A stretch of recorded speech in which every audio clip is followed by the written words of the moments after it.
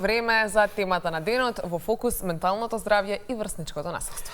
Иако е распуст секако повторно оваа тема некако останува и ни се наметнува секојдневно, еден куп видеа видовме во изминатиот период, па дури и вчера мислам дека се појави ново од Куманово токму за тоа врсничко насилство, меѓутоа во продолжение од разговорот со Фики Гаспар, психолог, и еве добре не дојде, ќе одиме на ти, со оглед на тоа дека долго се работуваме. Фики, што се случува со младите? Од каде толку насилство, нула емпатија кај младите? Кој е најголемиот виновник за сето ова што се случува? Да, добро утро. Има повеќе фактори, барем тоа го покажуваат истражувањата, тоа го гледаме и ние во пракса.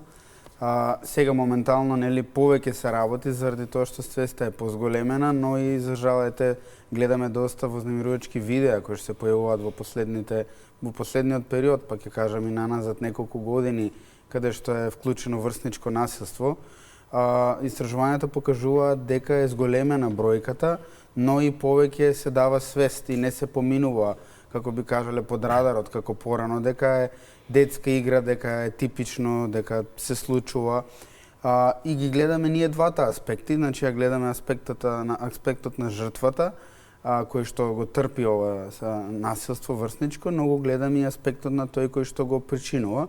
И веќе знаеме дека треба да се работи главно на однесувањето кој што го причинува ова да ни се појавува и да ни се повторува, со тоа што многу ни е нели важно да поработиме на целиот аспект на ситуацијата што се случува, и затоа веќе гледам дека се почесто многу психолози и здруженија кои што работат со овие работи прават специфични проекти кои што прво работат на превенција, а потоа нели на последиците доколку се случи некој случај на вакво. Ќе успеат ли нешто да променат со оглед на тоа дека нели секогаш почнуваме од семејството, а тоа што го гледаме на видеата е и повеќе од алармантно, бидејќи имаме луѓе кои тоа го наблюдуваат и практично го бодрат, навиваат за уште повеќе насилство.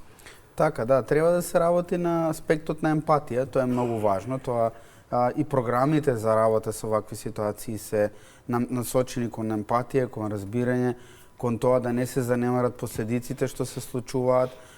Моето очекување е дека со текот на времето овие случаи доста ќе се намалат со работа, баш затоа што така гледаме и многу други ситуации, дека прво свеста се зголемува, па се почнува да се работи со моменталните ситуации кои што се актуелни, а врз основа на тоа се работи и на пошироки програми за превенција, за да не се повторуваат овие случаи, така да моето очекување е дека тоа ќе се случи, а гледаме дека во последно време се повеќе и институциите имаат увид дека се работи за сериозна проблематика.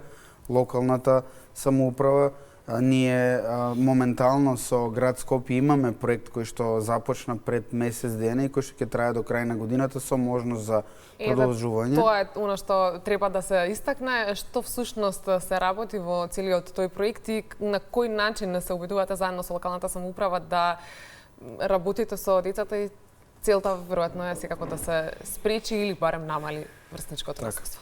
Значи почнавме да работиме во однос на крајните корисници, а тоа се учениците и нивните семејства. Целта на проектот ни се движи во две насоки. Едната ни е директната работа на психолошко советување и психотерапија со самите ученици и нивните семејства, кој што е еден пристап кој што досега не се користел, главно се работело на одредени обуки, на програми, работилници за превенција, за било која ситуација, главно кога се работи за врсничко насилство. Сега имаме можност да работиме директно со учениците, затоа што средните училишта се под град Скопје. Проектот е наменет за сите 23 средни училишта, уствари за учениците од 14 до 19 годишна возраст, затоа што отприлика тука се во средно. Сакаат ли учениците да добиваат поддршка и всушност едукација на овие теми? Ги споменавте секако и родителите, колку и нивниот придонес е важен во целиот овој процес, затоа што веќе гледаме дека од локалните власти имате поддршка. Да, најмногу родителите сакаат, тие се првите кои што ни се обрати, иако на нас на самиот старт од летото ни почна проектот и очекувавме помала заинтересираност, да кажем, или помало присуство моментално од страна на семејствата и од страна на децата, ради тоа што се нели на одмор. на летен распуст, но се покажа дека интересот е голем и имаме доста пријавувања. Почнавме веќе и со тие работилници кои што се наменети за стручниот кадар на училиштата, каде што се вклучени и родителите, поточно представникот совет на родителите. Така да гледаме дека има голем интерес. До крај на годината сакаме да направиме едно истражување, пилот истражување кој што ќе ни покаже статистички колку што ќе сработиме, со каква проблематика ќе се соочиме, дали ќе процениме дека има потреба да се продолжи континуирано со тие семејства што ќе дојдат, за какви проблематики ќе се работи. Уствари ни е целта да можеме да направиме проценка што е тоа што најмногу ни треба и секако има расположение од страна на град Скопје да продолжи проектот доколку даде позитивни резултати овие 7 месеци кои што ќе се работи. Успевате ли да извлечете некои информации повеќе за конкретни искуства, за некои преживеани трауми, би рекол, конкретно од некои ученици? Да, за жал многу често имаме, независно од проектот, ние ја работиме таа услуга и многу често ги гледаме тие ситуации. Сега се трудиме малку да го направиме во соработка со училиштата, сите родители кои ќе доаѓаат потпишуваат согласност дека се дел од проектот, иако од етички аспект, од психолошки аспект ние сите обврски ги остваруваме во однос на етичкиот контекст, но ова ни овозможува да можеме да искомуницираме со училиштата и да бидеме во поблиска соработка со училишните психолози. Некои коментари кои што успеав да ги видам главно се поддржувачки, но некој имаше дека училишните психолози треба да го сработат тоа, но да имаме во предвид дека некогаш училишен психолог покрива околу 1000 деца и тоа не е изводливо вие во исто време да правите и проценка, во исто време да разрешавате конфликти кои што се појавуваат, но и да работите на психолошко советување. Секако ние овде како надворешен соработник би дошле во тој момент каде што доволно е проценка да направи училишниот психолог и да препрати или да предложи на родителите и на семејствата да дојдат на разговор, ние да направиме подобра проценка внатрешно, да интервенираме колку што е во наша надлежност и да препратиме доколку има потреба. За жал, многу често треба и психијатар да се... Сега, Фики, ја гледате ли потребата дека всушност ваквите проекти треба да се развиваат уште од многу помала возраст, односно во основните училишта, и колку тоа на долг рок може да направи промена со цел да го намалиме ова врсничко насилство и да имаме посвесни и поемпатични генерации?